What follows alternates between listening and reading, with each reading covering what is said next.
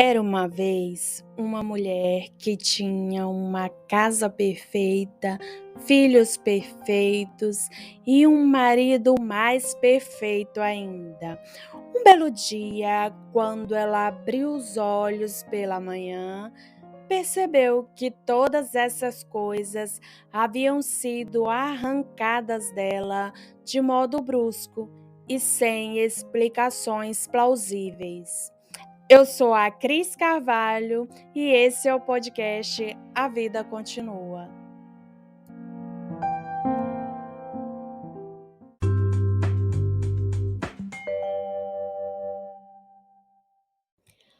Antes de começarmos o episódio de hoje, eu quero deixar claro que essa é uma história fictícia escrita por mim e qualquer semelhança com a realidade é mera coincidência.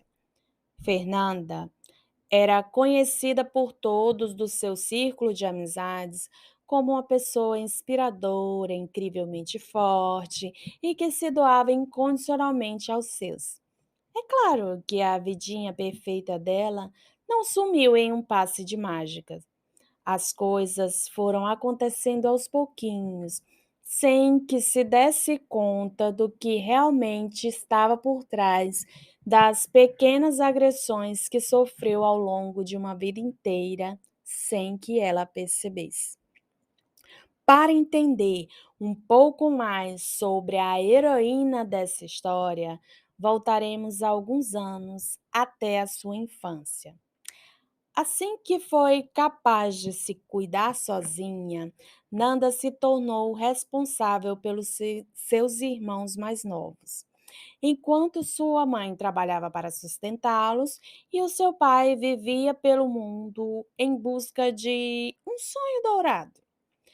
Acontece que, para essa mãe, não era culpada de ela ter se tornado uma dona de casa e ter um marido que era o rei das ideias mais mirabolantes do universo para conseguir trazer dinheiro para dentro de casa.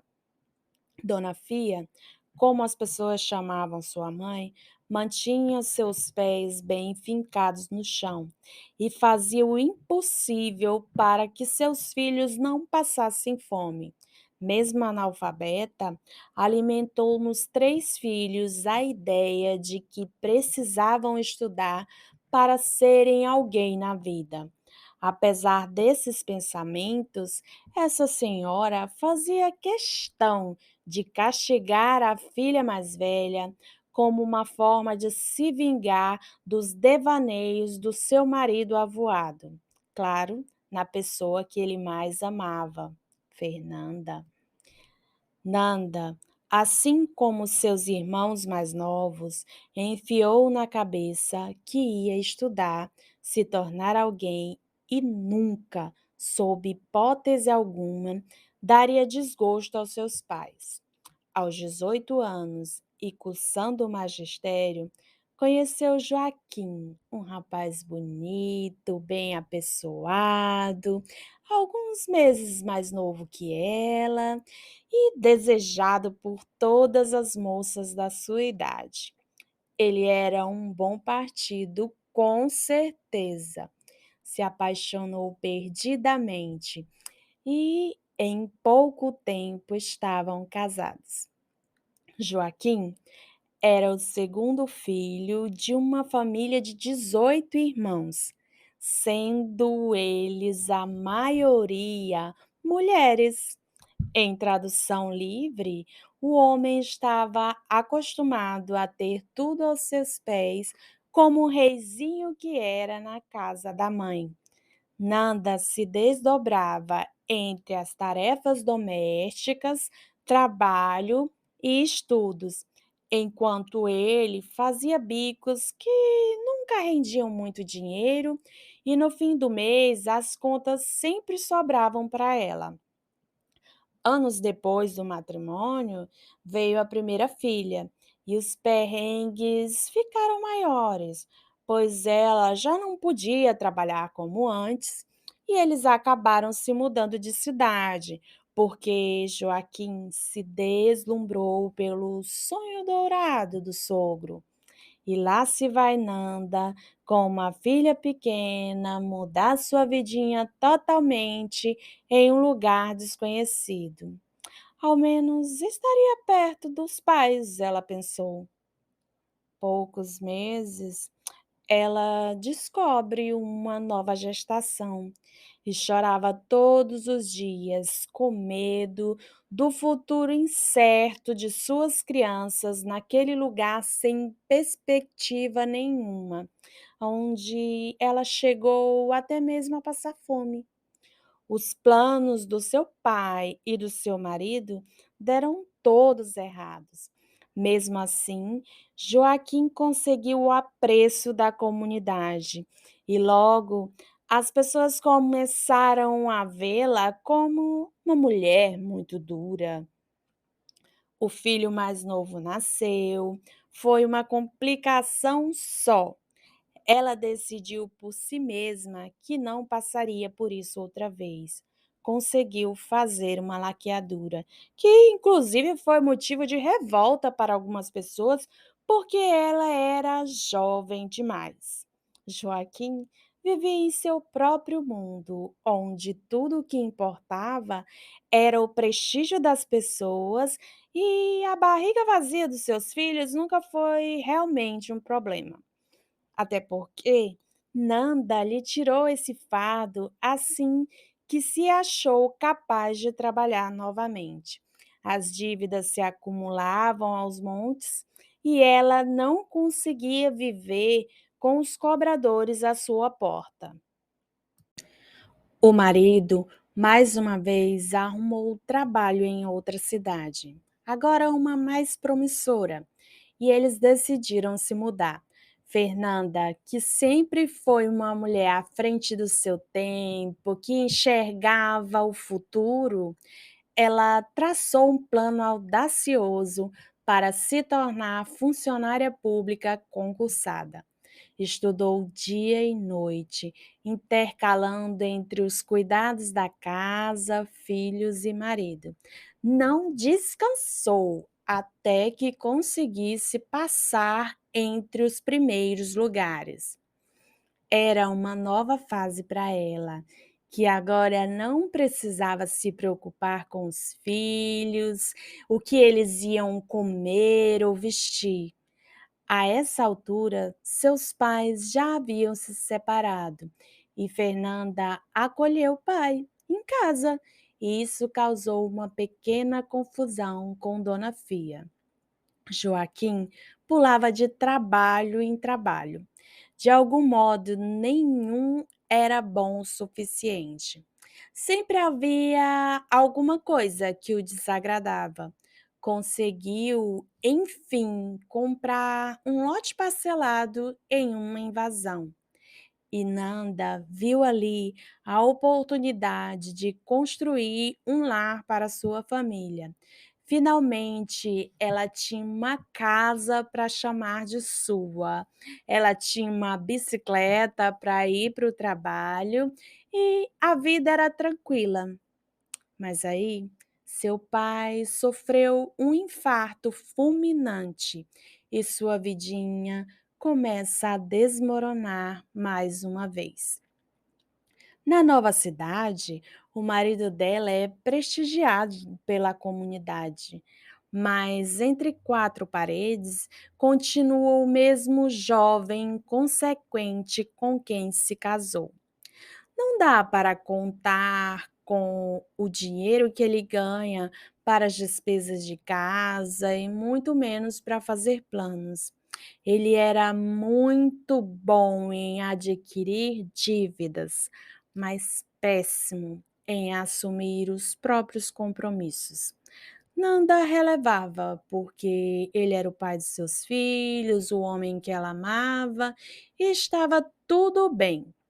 Um certo dia, Joaquim chegou em casa com a ideia fixa de que abriria um pequeno empreendimento.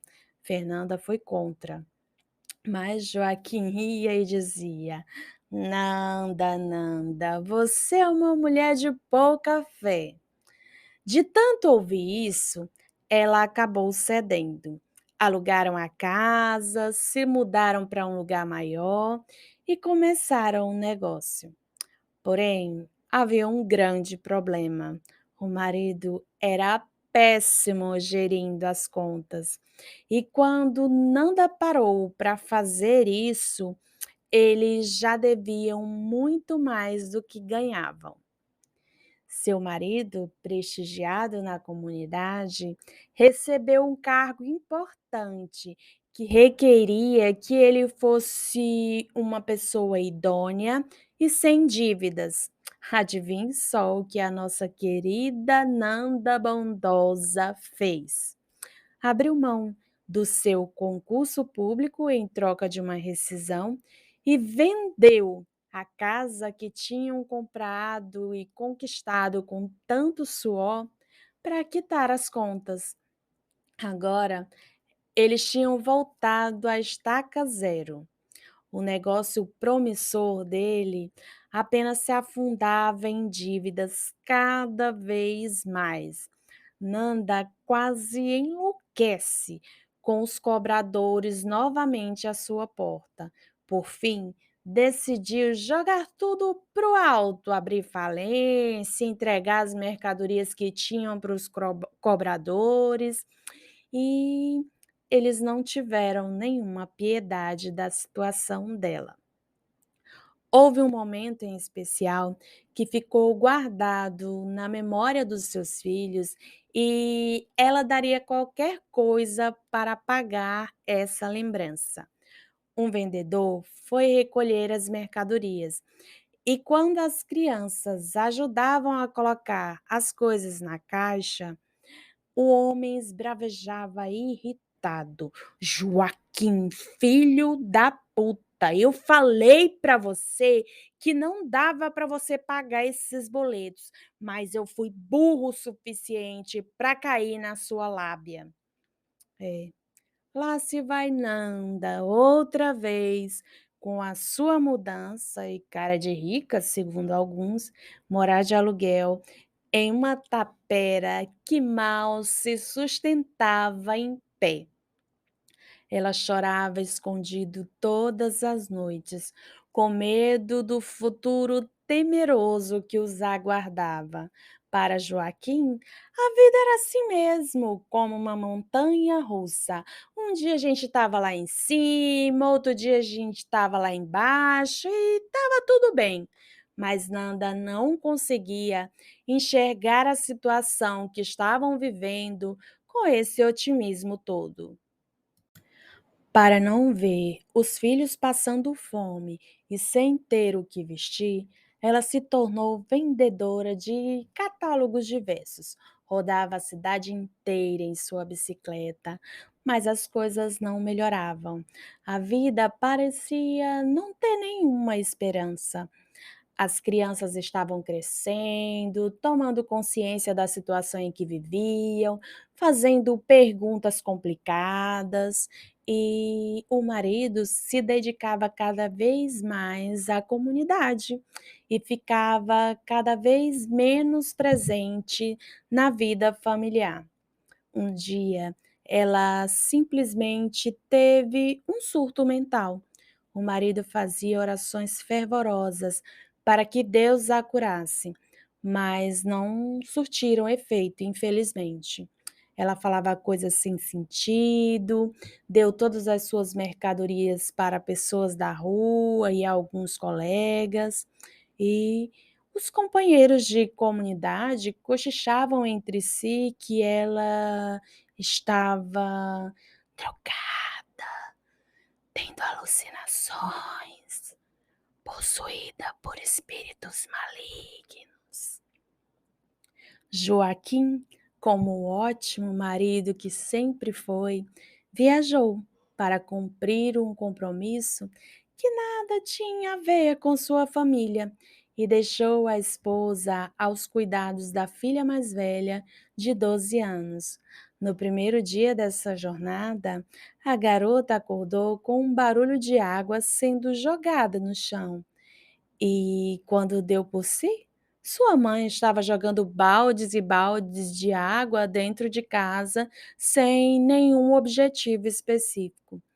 Quando ela tentou contê-la, Nanda entrou dentro de uma caixa de água que ficava no chão e a filha simplesmente não sabia como ser mãe da própria mãe. Desesperada, a adolescente acionou as pessoas mais próximas que poderiam ajudá-la. Seu pai, aquele homem dedicado, não podia largar o compromisso e voltar para fazer o que era de sua responsabilidade: cuidar da mulher que amava. Quando Joaquim chegou, a esposa já estava internada em um hospital. A filha, Deus sabe onde ela estava, nunca foi indagada sobre como se sentiu durante esses dias de terror que viveu. Quando Fernanda ficou consciente e percebeu tudo o que havia acontecido, ela se fechou completamente. E mal saía de casa, mal falava. Foram meses difíceis. Se reerguer ao mesmo tempo em que ouvia críticas sobre si mesma, foi uma tarefa dolorosa. O que ninguém contava era que Nanda é como uma fênix, capaz de renascer das cinzas. Seu novo plano agora era bem simples: passar novamente em um concurso público. Ela ouviu críticas até da própria filha, uma adolescente boba que ainda acreditava que o pai era um super-herói. Mas isso não foi um empecilho. Nanda conseguiu. Paralelo a isso, ela se tornou uma confeiteira de mão cheia e nas horas vagas ela pegava encomendas de bolos, salgados, docinhos. Seus filhos andavam bem vestidos, ela andava bem vestida e o marido, bom, embora ela não precisasse se preocupar com as roupas dele, cuidava de tudo como se fossem preciosas demais. Joaquim era o homem mais elegante do seu círculo social. Os planos de Fernanda para os filhos envolviam faculdade e se tornarem donos do próprio destino. Mas Joaquim achava que se eles saíssem de perto dos pais, poderiam se perder facilmente. Então, Nanda viu sua filha mais velha, cheia de sonhos e pensamentos fora da caixinha, escolher se casar, mesmo sendo extremamente jovem. Viu seu filho mais novo largar os estudos e não parar em emprego nenhum. Nenhum desses golpes que a vida havia lhe dado a preparou para descobrir que o homem que amava incondicionalmente e fazia de tudo para aliviar seu fardo, que só dizia a respeito do seu cargo na comunidade, estava há anos apaixonado por outra mulher e nem fazia muita questão de esconder isso. Nanda sentia como se o seu coração tivesse sido arrancado do peito e pisoteado por uma manada de animais selvagens. Dessa vez, ela não resistiu e contou para algumas pessoas. A retaliação dele foi silenciosa, se importando cada vez menos com ela e com tudo o que dizia a respeito à esposa dedicada. Carregar a dor de saber que ele não havia mais como o amor de sua vida era um fardo pesado demais. Porém, as coisas conseguiram ficar piores. Seu filho mais novo foi preso em flagrante E ela viu sua dor triplicar cada vez mais. Ver o filho com o olho roxo, vários hematomas pelo corpo, dentro de uma delegacia, e saber que o que ela havia ensinado a ele era algo bem diferente daquilo, quase a fez sucumbir ali mesmo. O brilho de Fernanda foi se apagando pouco a pouco. A palavra paz foi excluída do seu dicionário. Parecia que quanto mais ela remava, mais longe ela ficava da terra firme. O filho amado se tornou viciado. A sua filha, alguém que parecia viver em um mundo fora do próprio corpo, na maior parte do tempo, e seu marido passou a trabalhar incansavelmente para sustentar o vício do caçula dentro da cadeia. Agora, pelo menos ela sabia o destino do dinheiro. Nanda vivia dopada de remédios para conseguir trabalhar. Diminuiu o ritmo e ficou apenas com o trabalho que lhe era mais leve. Como a boa filha da puta que a vida é, Fernanda teve uma surpresa desagradável há poucos dias de completar 25 anos de casada. Descobriu que seu marido queria o divórcio. Ele estava indo embora e deixando tudo para ela. O baque foi imenso. Foi como se o chão tivesse aberto sob seus pés, mas ela era forte o suficiente para concordar e deixar que ele seguisse o seu rumo. Tempos mais tarde, Joaquim percebeu que sem as pessoas que o adoravam e Nanda ao seu lado, ele não passava de um ser humano comum. Então ele voltou atrás. Fernanda, com seu amor enorme e boa parte de dependência emocional que ela não sabia ter, decidiu aceitá-lo em sua vida. Uma reviravolta digna das novelas mexicanas que ela adorava. Ela começou mais uma vez em outra cidade. Passado a lua de mel, o destino os trouxe de volta para onde eles tinham construído a vida, para ficarem perto dos filhos e dos netos. Tudo parecia uma paz. Sabe aquela calmaria do mar antes da tempestade vir? Era mais ou menos assim que ela se sentia. O filho problemático voltou a dar trabalho, mas dessa vez Joaquim perdeu completamente a paciência. Não tinha mais idade para sustentar os vícios do garoto, que nem era mais um garoto. Então veio o baque. Aquele que foi maior que todos os que Nanda já sofreu ao longo da vida. A criança que foi gerada em seu ventre, aquela que ela fez o impossível para criar e agora era um homem adulto, havia sido assassinado.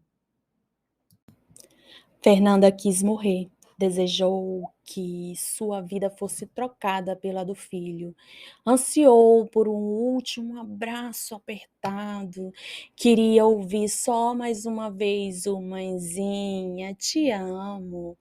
Só que nada disso era possível, porque ela não tinha poderes mágicos. Parte do seu coração foi arrancada do peito e não tinha como remendá-la de volta. Levantar e continuar vivendo depois de perder o filho foi a coisa mais dolorosa que Nanda fez nos últimos anos. Joaquim também enfrentou seus próprios demônios. Perder o filho foi doloroso demais para ele. O rapaz era como seu próprio espelho, e a morte dele o fez repensar toda a sua vida. Agora eram apenas Nanda e Joaquim em casa, vivendo em seus mundinhos próprios e carregando dores irremediáveis.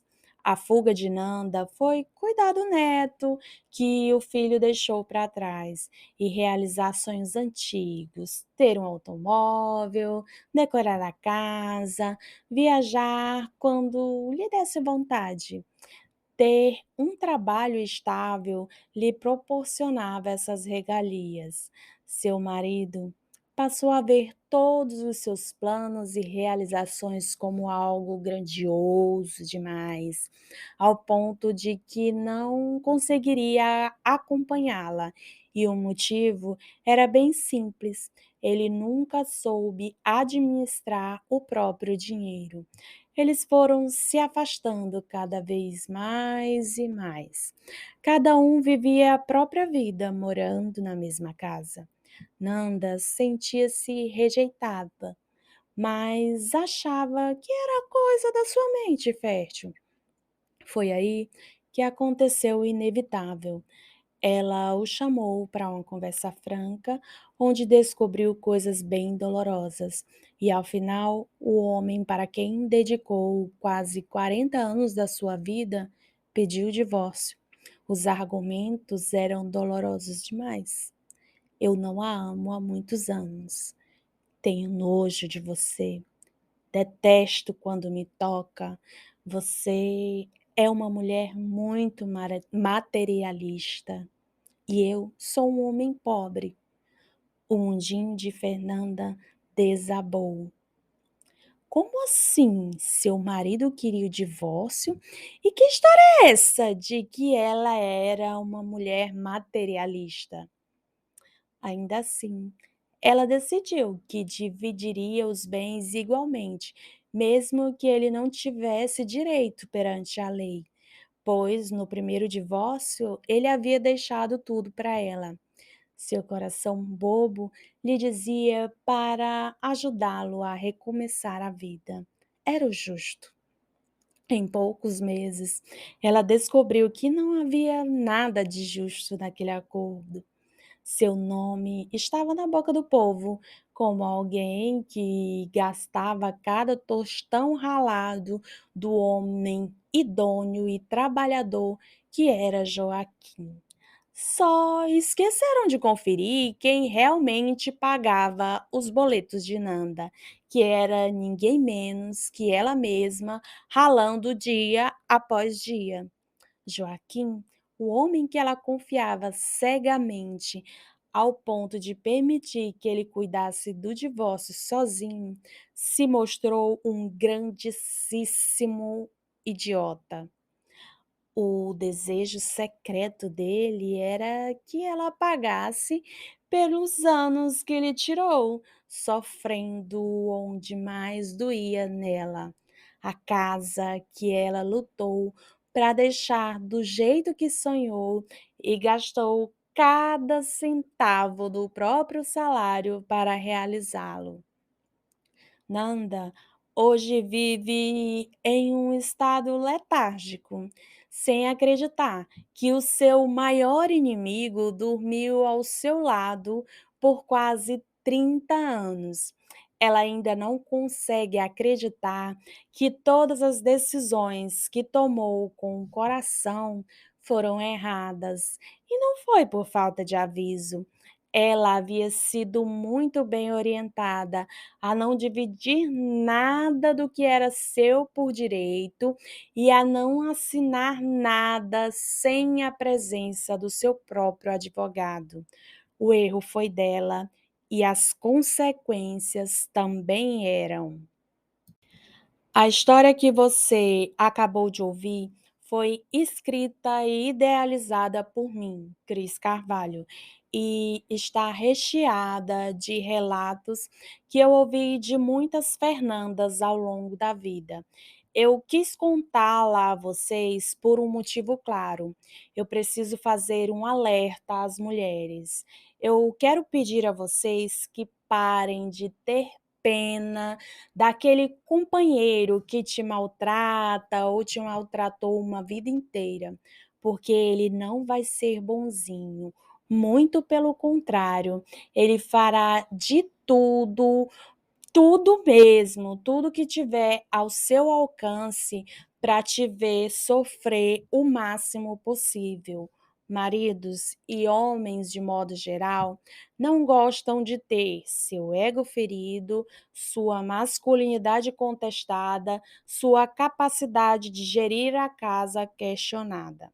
Se tu tá ouvindo esse podcast e pensando em um plano de fuga para ir para o mais longe possível do teu presente de Deus, o meu conselho é que o seu primeiro passo seja procurar uma boa advogada. Sim, uma advogada, porque homens defendem interesses de homens, fica o alerta, tá? E conversando com essa advogada, com esse profissional, você vai entender tudo o que você precisa fazer. Não confie na honestidade do seu ex, porque, como diz uma grande amiga minha, marido não é parente, é um inimigo que dorme do teu lado. Se resguarde o máximo que você puder para não ser mais uma Nanda na vida, para que os seus direitos não sejam tirados de forma mesquinha. Acorde, esse cara que mora aí contigo vai se transformar em outra pessoa a partir do momento que a palavra divórcio entrar nessa equação. Mas para você, a vida continua. Eu espero que você tenha gostado desse episódio. Para ficar por dentro de tudo o que rola no mundinho da Cris, é só me seguir lá no Instagram, @eucriscarvalho com Y. Beijo e até o próximo episódio.